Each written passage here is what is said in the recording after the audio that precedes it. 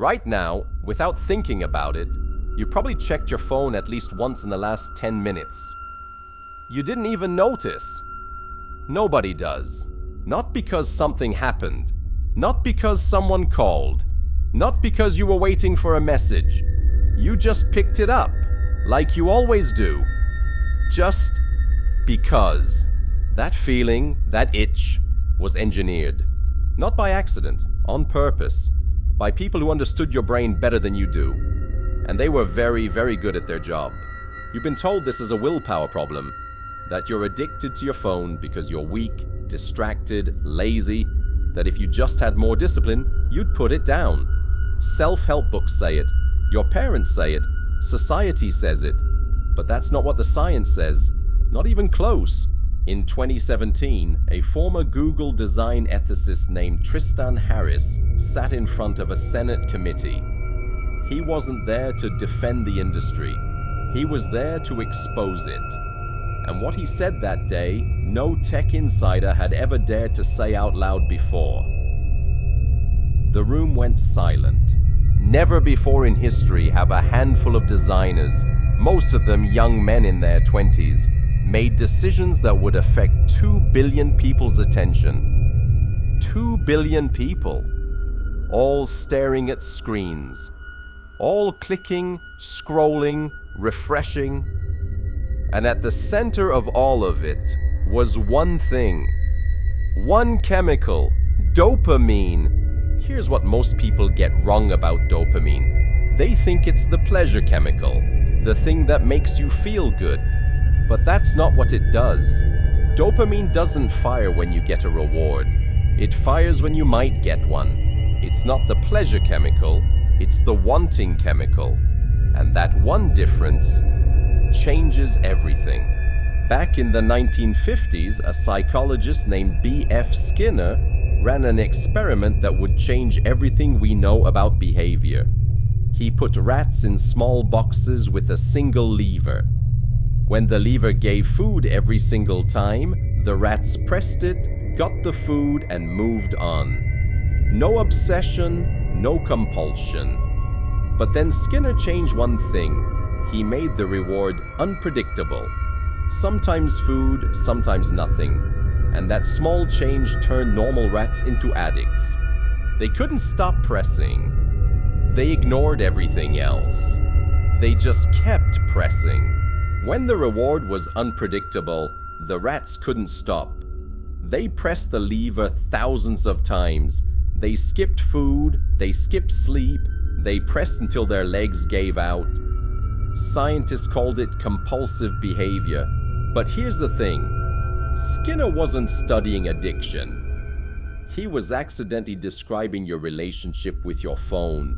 This pattern has a name, variable reward schedule. And it is the exact mechanism behind every feed, every like, every notification on your phone.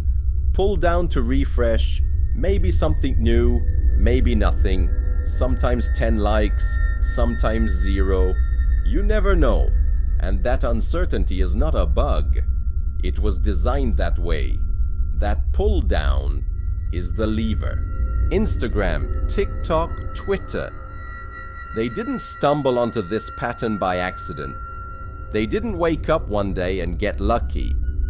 They hired behavioral psychologists, neuroscientists, and addiction researchers. People who had spent their entire careers studying how the human brain works. And they gave them one job. Keep people on the app as long as possible. Not to make your life better. Not to connect you with people you love, just to keep you scrolling, and they were very, very good at it. In 2006, Netflix CEO Reed Hastings was asked a simple question. Who is Netflix's biggest competitor? He didn't say HBO, he didn't say Disney, he didn't say YouTube. He looked straight at the room and said, sleep. We are competing with sleep. And we are winning. That was 2006. Before smartphones, before TikTok, before any of this. Imagine what he would say today. And he wasn't wrong. The average American now sleeps 6.8 hours a night. In 1942, that number was 7.9. We have lost over an hour of sleep in 80 years. An hour that your brain needs to repair itself. An hour that your memory needs to process the day. An hour that your body uses to fight disease. And the decline didn't happen gradually over decades.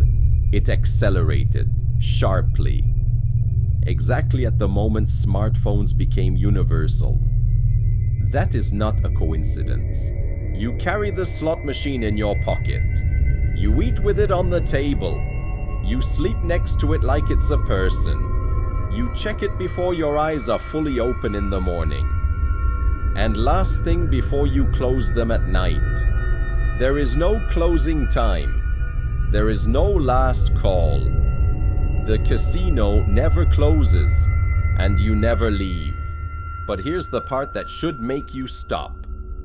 The people who built all of this don't let their own children use it. Steve Jobs famously banned iPhones from his home. His kids had never used an iPad. The co-inventor of the infinite scroll, the feature that makes feeds never end, said he deleted all his social media and felt immediate relief. The former vice president of growth at Facebook said he has tremendous guilt about what they built. They knew exactly what they were doing. They built the cage, and then they walked out of it. And the damage is real. Researchers at the University of California found that after a single notification, even if you don't open it, even if you just glance at it, it takes an average of 23 minutes to fully refocus on what you were doing. 23 minutes. For one notification, and the average person receives 80 notifications a day. Do the math. Your attention is gone before the day even starts. The rats never knew they were in the box. Nobody told them they were trapped. Nobody had to. They just kept pressing the lever. Over and over and over again. Because that's what you do when the box is all you know. The question isn't whether your phone is designed to be addictive. It is.